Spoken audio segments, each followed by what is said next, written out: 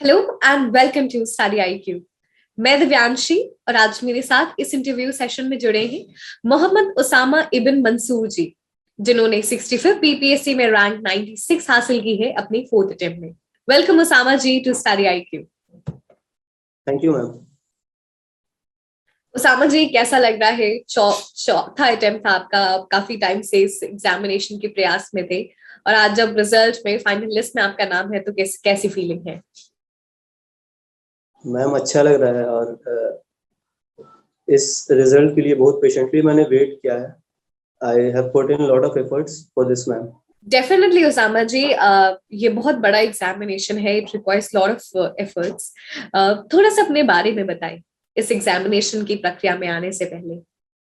Ma'am मेरी schooling हुई है सेक्रेड स्कूल डाल्टनगंज से और मेरा जो नेटिव होम टाउन है वो हुआ नालंदा डिस्ट्रिक्ट में। मैं ग्रेजुएशन किया हूँ मैम मैकेनिकल इंजीनियरिंग में from interior university Lucknow. After that I work with few companies like Totatech India limited and then with IBM India. और फिर मैं 2016 लास्ट में मैंने जॉब छोड़ा है ma'am. I started preparing for civil services और initially मैं सिर्फ यूपीएससी ही देता था मैम। फिर लेटर ऑन आई थॉट कि no I should even look for the PCS examinations as well, ताकि एक जॉब आ जाए। और मेरे पास मैम टाइम था, अटेम्प्ट थे मेरे पास। तो फाइनली अब मेरा बीपीएससी क्लियर हो गया है and I am looking forward to clearing UPSC in my next attempt.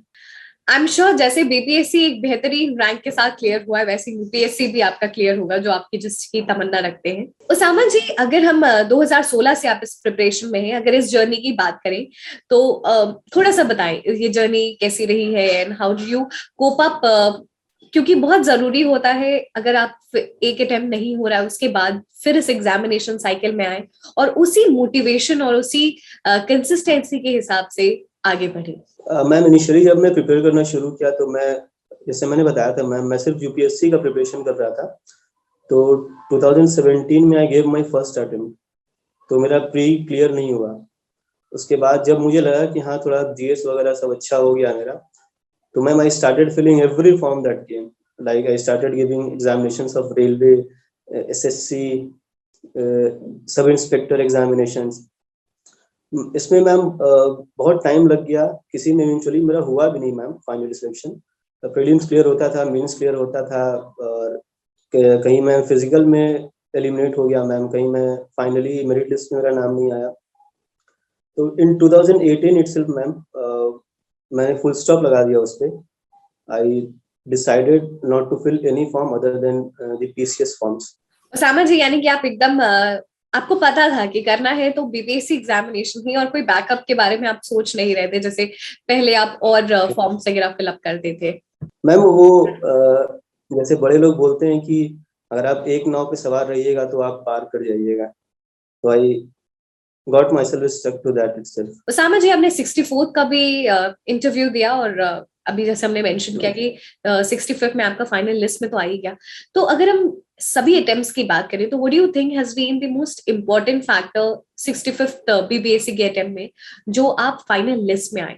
Ma'am जब मैं 64 बीपीएससी का मेंस दे रहा था तो जैसी मेरी प्रिपरेशन थी उस अकॉर्डिंग मैं परफॉर्म नहीं कर पाया था। और रीजन ये था मैम, क्योंकि पहला मेंस था, टेंशन थी।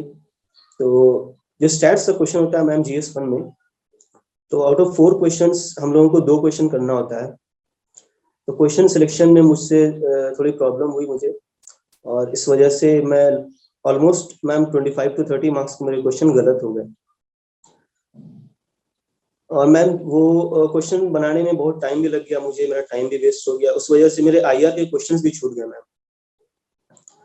तो मुझे पता चल गया था कि I won't make it to the final list after making all these blunders. 65th में क्या हुआ मैम कि I practice stats a lot. Basically होता ही है मैम कि जो इंजीनियरिंग बैकग्राउंड से आते हैं उन्हें लगता है कि चलो मैथ्स है हो ही जाएगा, और स्टैट्स है भी मैम, आसान है भी, but it needs practice ma'am. मैं बहुत प्रैक्टिस किया 65th मेंस में स्टैट्स के लिए and I scored 72 out of 72 in stats. IR के क्वेश्चन भी मैं अच्छे से किया, तो 52 मार्क्स मेरे इंक्रीज हुए थे मैम GS1 में इन 65th। बिल्कुल, और जो स्टैट्स का पोर्शन होता है वो काफी स्कोरिंग भी रहता है, और आपने अभी जैसे बताया कि फुल मार्क्स आपने स्कोर किया स्टैट्स में। आपने जैसे बताया कि आप एक इंजीनियर हैं, और हमेशा ये एक रहता है कि जो इंजीनियर है उनके लिए स्टैट्स काफी आसान रहेगा, लेकिन it requires definitely lot of practice. तो कैसे आपने जो वॉइड्स थे स्टैट्स के लिए उसको फिल अप किए, कि कितनी प्रैक्टिस की, और जो भी आने वाले एस्पिरेंट है जो ऑलरेडी साइंस या मैथ्स बैकग्राउंड से हैं, उनको पहले से ही कॉशियस रहना है स्टैट्स के पोर्शन के लिए? मैम GS1 में हिस्ट्री रहता है मैम, स्टैट्स रहता है और इंटरनेशनल रिलेशंस रहता है। हिस्ट्री में मैम ट्रूली स्पीकिंग बहुत अच्छा मार्क्स स्कोर करने का स्कोप नहीं रह जाता है मैम। वो मार्क्स वेरी करता है, जैसे हम लोगों ने RTI कॉपीज में देखा है पुराने बच्चों के कि 17 to 24 वो मार्क्स वेरी करता है। So if you're writing average answer, you're getting 18, 19, 17. If you're writing good answers, you're getting 21, 22, 23.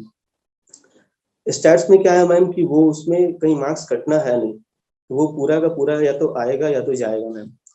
तो मैं हिस्ट्री को उतना फोकस नहीं किया क्योंकि मेरे पास नोट्स प्रिपेयर्ड था, मैं 64 का मेंस दे चुका था, तो आई न्यू कि हिस्ट्री मैं बहुत जल्दी कर लूंगा।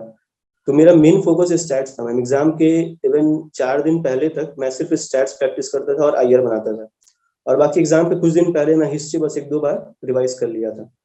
सामन जी, क्या क्या चीजें, क्या प्रयोग आपने किए स्टैट्स को स्ट्रॉन्ग बनाने के लिए? मैम मैं प्रीवियस ईयर्स के सारे क्वेश्चंस को सॉल्व कर लिया था। फिर एक अरिहंत की बुक आती है मैम स्टैट्स की, मैं उसे सॉल्व किया था।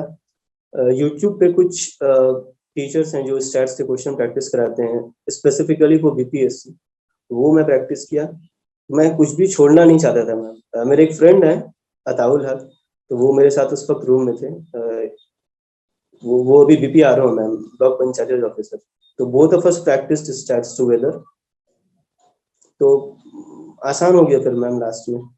जो IR का पोर्शन था उसको आपने किस तरीके से तैयार किया? मैम डिस्कशन से।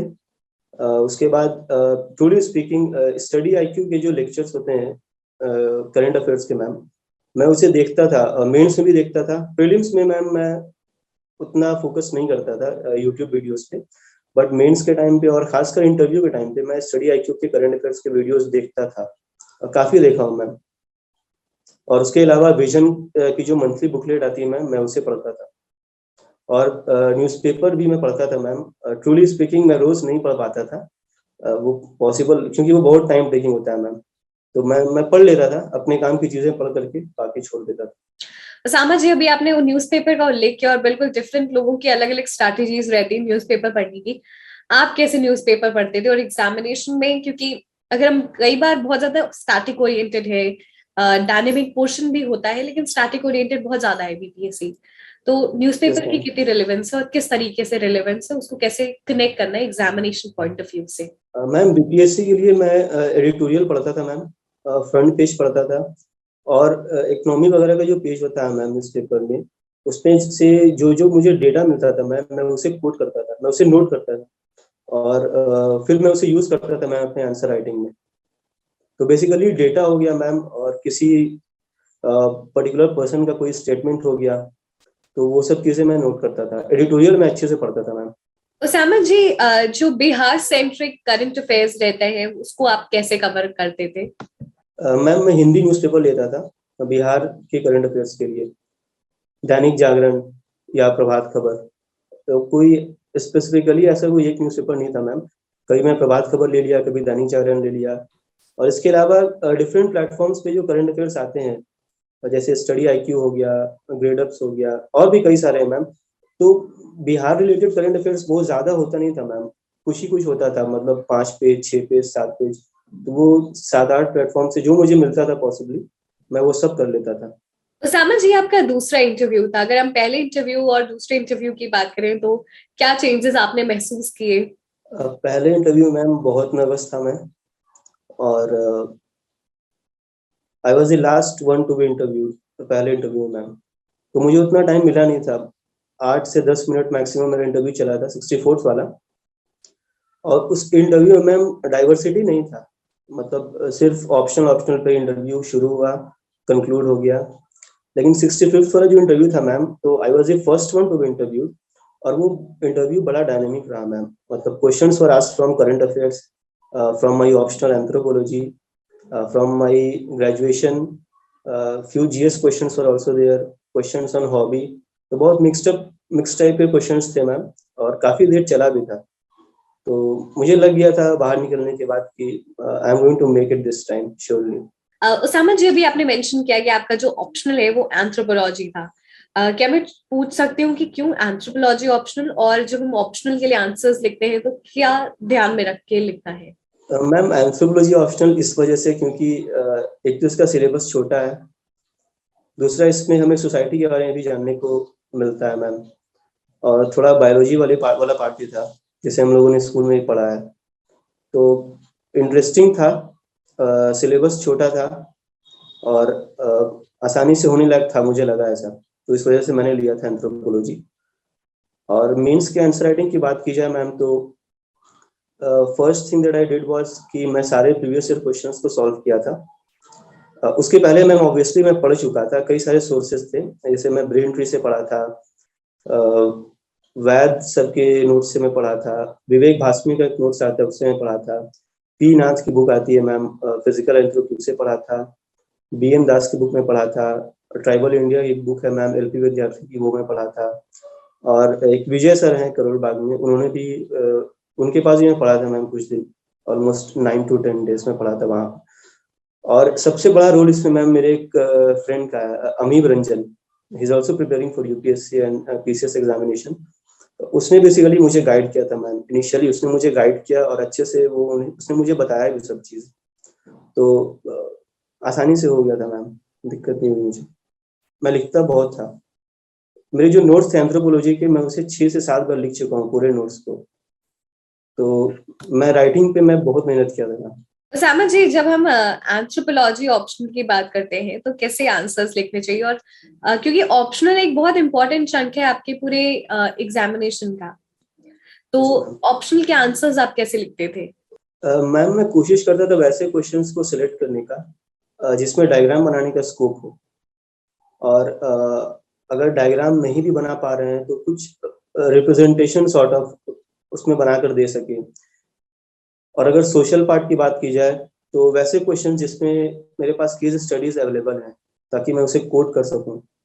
और मैं कोशिश करता था मैम कि आंसर मेरा बुकिश टाइप का नहीं रहे, अपने अपने अंदाज में रहे, और बस यही मैम।